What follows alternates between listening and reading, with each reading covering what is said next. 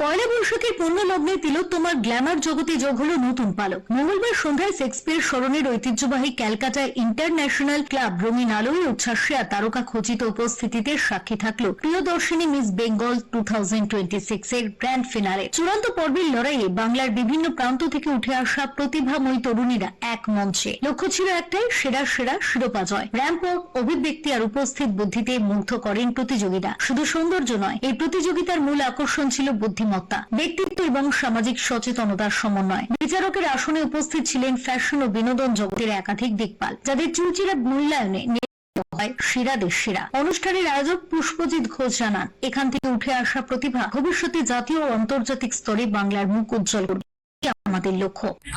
দারুণ, এটা একটা কম্পিটিশন বলবো না, একটা নারীকে সম্মান।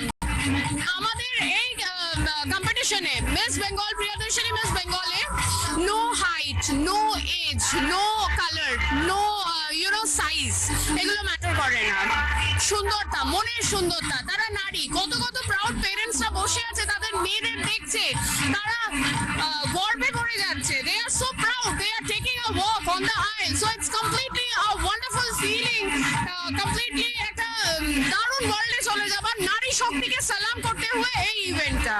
খুব ভালো। বেসিক্যালি ইটস এ ইয়াং ট্যালেন্টের এখানে একটা প্ল্যাটফর্ম পাওয়া গেল, খুব ভালো লাগলো। এবং এই ধরনের অনুষ্ঠান হলে ইয়াং জেনারেশন অলসো মোটিভেটেড হয় এবং ফ্যাশন ইন্ডাস্ট্রিও কলকাতার জন্য গ্রো করবে।